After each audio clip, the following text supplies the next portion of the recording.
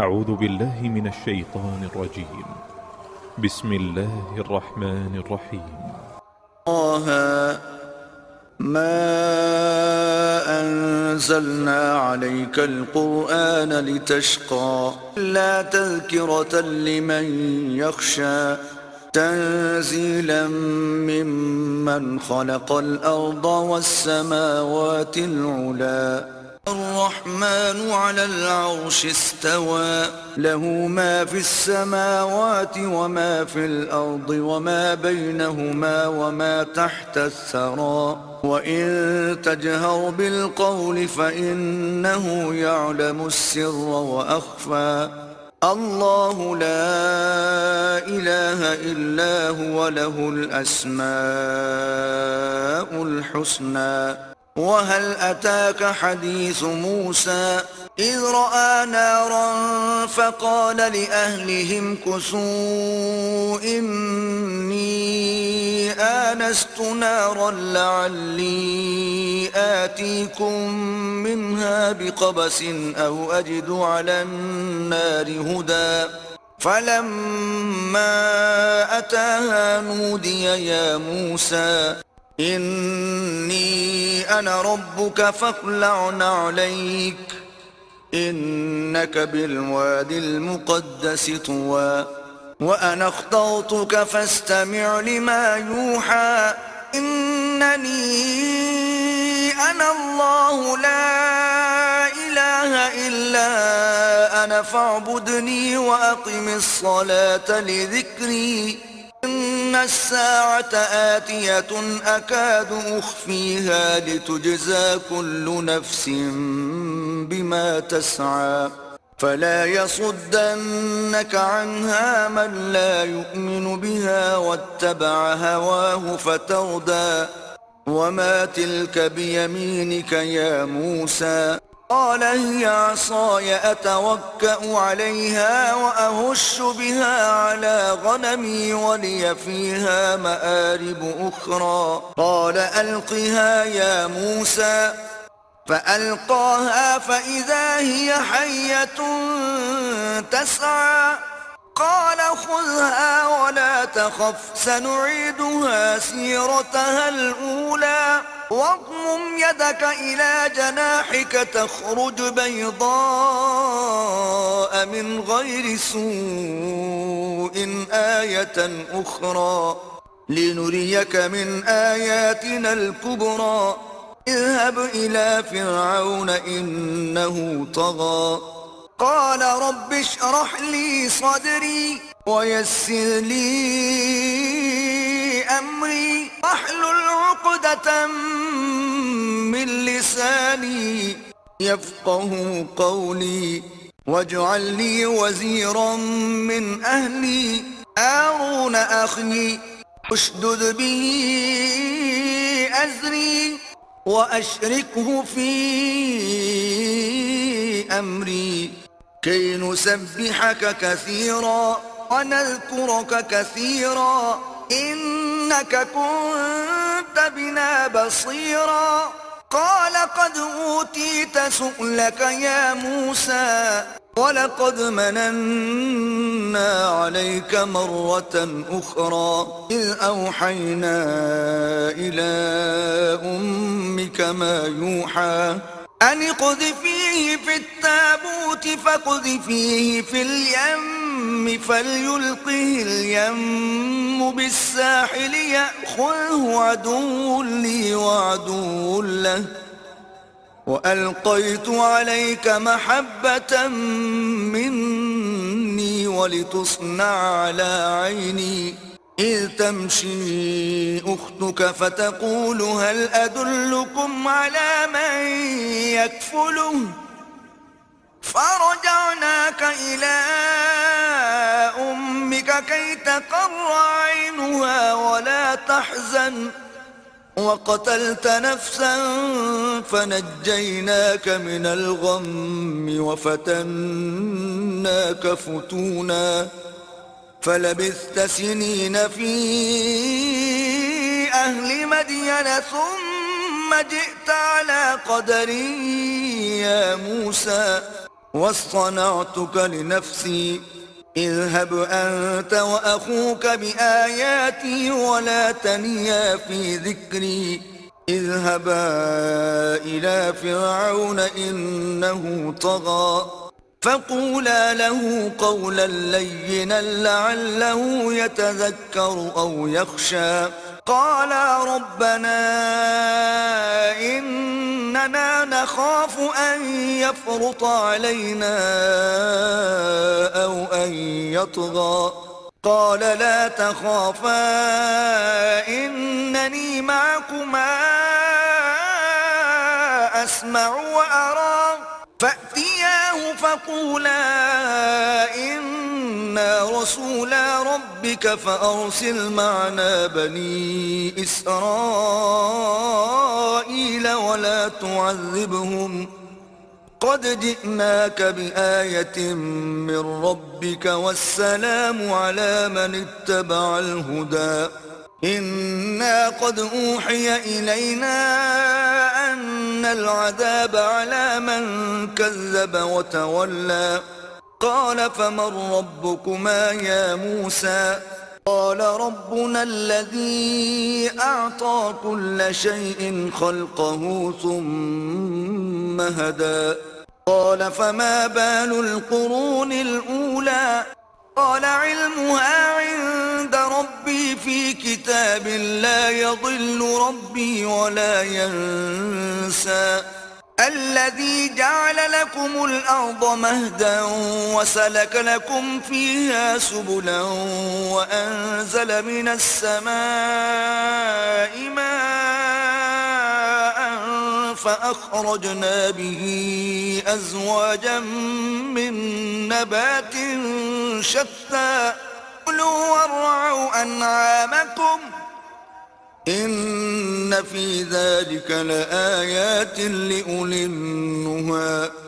منها خلقناكم وفيها نعيدكم ومنها نخرجكم تارة أخرى ولقد أريناه آياتنا كلها فكذب وأبى قال أجئتنا لتخرجنا من أرضنا بسحرك يا موسى فلنأتينك بسحر مثله فاجعل بيننا وبينك موعدا لا نخلفه نحن ولا أنت مكانا سوى قال موعدكم يوم الزينة وأن يحشر الناس ضحى فتولى فرعون فجمع كيده ثم أتى قال لهم موسى ويلكم لا تفتروا على الله كذبا فيسحتكم بعذاب وقد خاب من افترى فتنازعوا أمرهم بينهم وأسروا النجوى قالوا إن هذان لساحران يريدان أن يخرجاكم من أرضكم بسحرهما ويذهبا بطريقتكم المثلى فأجمعوا كيدكم ثم أتوا صفا وقد أفلح اليوم من استعلى قالوا يا موسى إما أن تلقي وإما أن نكون أول من ألقى قال بل ألقوا فإذا حبالهم وعصيهم يخيل إليه من سحرهم أنها تسعى فأوجس في نفسه خيفة موسى قلنا لا تخف إنك أنت الأعلى وألق ما في يمينك تلقف ما صنعوا إنما صنعوا كيد ساحر ولا يفلح الساحر حيث أتى فألقي السحرة سجدا قالوا آمنا برب هارون وموسى قال آمنتم له قبل أن آذن لكم إنه لكبيركم الذي علمكم السحر فلأقطعن أيديكم وأرجلكم من خلاف ولأصلبنكم في جذوع النخل ولتعلمن أينا أشد عذابا وأبقى قالوا لن نؤثرك على ما جاءنا من البينات والذي فطرنا فاقض ما أنت قاض إنما تقضي هذه الحياة الدنيا إنا آمنا بربنا ليغفر لنا خطايانا وما أكرهتنا عليه من السحر والله خير وأبقى إنه من يأت ربه مجرما فإن له جهنم لا يموت فيها ولا يحيا ومن يأته مؤمنا قد عمل الصالحات فأولئك لهم الدرجات العلا جنات عدن تجري من تحتها الأنهار خالدين فيها وذلك جزاء من تزكى ولقد أوحينا إلى موسى أن أسر بعبادي فاضرب لهم طريقا في البحر يبسا لا تخاف دركا ولا تخشى فأتبعهم فرعون بجنوده فغشيهم من اليم ما غشيهم وأضل فرعون قومه وما هدى يا بني إسرائيل قد أنجيناكم من عدوكم وواعدناكم جانب الطور الأيمن ونزلنا عليكم المن والسلوى كلوا من طيبات ما رزقناكم ولا تطغوا فيه فيحل عليكم غضبي ومن يحلل عليه غضبي فقد هوى وإني لغفار لمن تاب وآمن وعمل صالحا ثم اهتدى وما أعجلك عن قومك يا موسى قال هم أولئك على أثري وعجلت إليك رب لترضى قال فإنا قد فتنا قومك من بعدك وأضلهم السامري فرجع موسى إلى قومه غضبان أسفا قال يا قوم ألم يعدكم ربكم وعدا حسنا أفطال عليكم العهد أم أردتم أن يحل عليكم غضب من ربكم فأخلفتم موعدي قالوا ما أخلفنا موعدك بملكنا ولكننا حملنا أوزارا من زينة القوم فقذفناها فكذلك ألقى السامري فأخرج لهم عجلا جسدا له خوار فقالوا هذا إلهكم وإله موسى فنسي أفلا يرون ألا يرجع إليهم قولا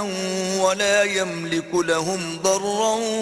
ولا نفعا ولقد قال لهم هارون من قبل يا قوم إنما فتنتم به وإن ربكم الرحمن فاتبعوني وأطيعوا أمري قالوا لن نبرح عليه عاكفين حتى يرجع إلينا موسى قال يا هارون ما منعك إذ رأيتهم ضلوا ألا تتبعني أفعصيت أمري قال يا ابن أم لا تأخذ بلحيتي ولا برأسي إني خشيت أن تقول فرقت بين بني إسرائيل ولم ترقب قولي قال فما خطبك يا سامري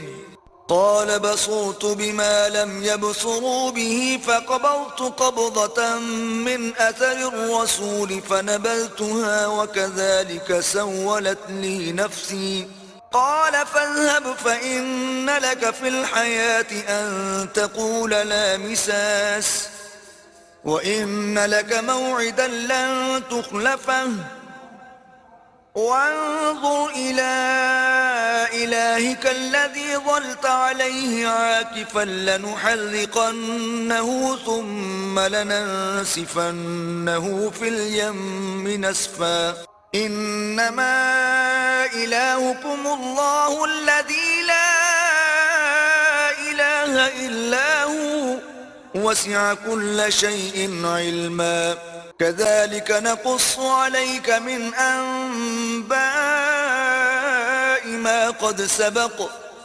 وقد آتيناك من لدنا ذكرا من أعرض عنه فإنه يحمل يوم القيامة وزرا خالدين فيه وساء لهم يوم القيامة حملا يوم ينفخ في الصور ونحشر المجرمين يومئذ زرقا يتخافتون بينهم إن لبثتم إلا عشرا نحن أعلم بما يقولون إذ يقول أمثلهم طريقة إن لبثتم إلا يوما ويسألونك عن الجبال فقل ينسفها ربي نسفا فيذرها قاعا صفصفا لا ترى فيها عوجا ولا أمتا يومئذ يتبعون الداعي لا عوج له وخشعت الأصوات للرحمن فلا تسمع إلا همسا يومئذ لا تنفع الشفاعة إلا من أذن له الرحمن ورضي له قولا يعلم ما بين أيديهم وما خلفهم ولا يحيطون به علما وعنت الوجوه للحي القيوم وقد خاب من حمل ظلما ومن يعمل من الصالحات وهو مؤمن فلا يخاف ظلما ولا هضما وكذلك أنزلناه قرآنا عربيا وصرفنا فيه من الوعيد لعلهم يتقون أو يحدث لهم ذكرا فتعالى الله الملك الحق ولا تعجل بالقرآن من قبل أن يقضى إليك وحيه وقل رب زدني علما ولقد عهدنا إلى آدم من قبل فنسي ولم نجد له عزما وإذ قلنا للملائكة اسجدوا لآدم فسجدوا إلا إبليس أبى فقلنا يا آدم إن هذا عدو لك ولزوجك فلا يخرجنكما من الجنة فتشقى إن لك ألا تجوع فيها ولا تعرى وأنك لا تظمأ فيها ولا تضحى فوسوس إليه الشيطان قال يا آدم هل أدلك على شجرة الخلد وملك لا يبلى فأكلا منها فبدت لهما سوآتهما وطفقا يخصفان عليهما من ورق الجنة وعصى آدم ربه فغوى ثم اجتباه ربه فتاب عليه وهدى قال اهبطا منها جميعا بعضكم لبعض عدو فإما يأتينكم مني هدى فمن اتبع هداي فلا يضل ولا يشقى ومن أعرض عن ذكري فإن له معيشة ضنكا ونحشره يوم القيامة أعمى قال رب لم حشرتني أعمى وقد كنت بصيرا قال كذلك أتتك آياتنا فنسيتها وكذلك اليوم تنسى وكذلك نجزي من أسرف ولم يؤمن بآيات ربه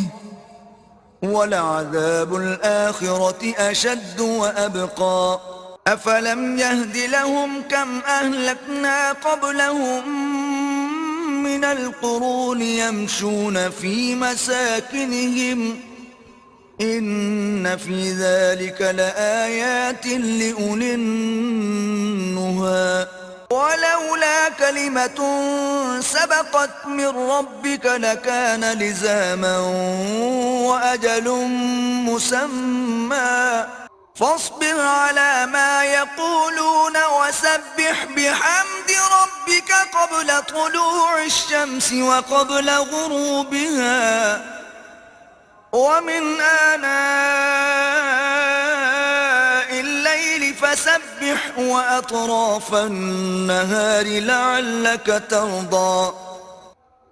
ولا تمدن عينيك إلى ما متعنا به أزواجا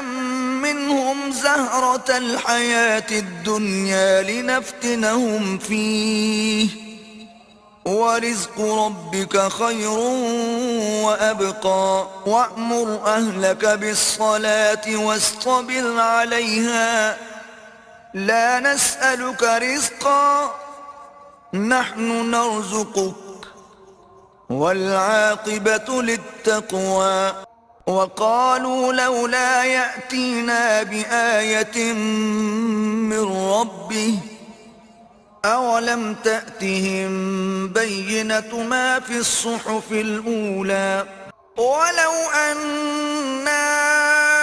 أهلكناهم بعذاب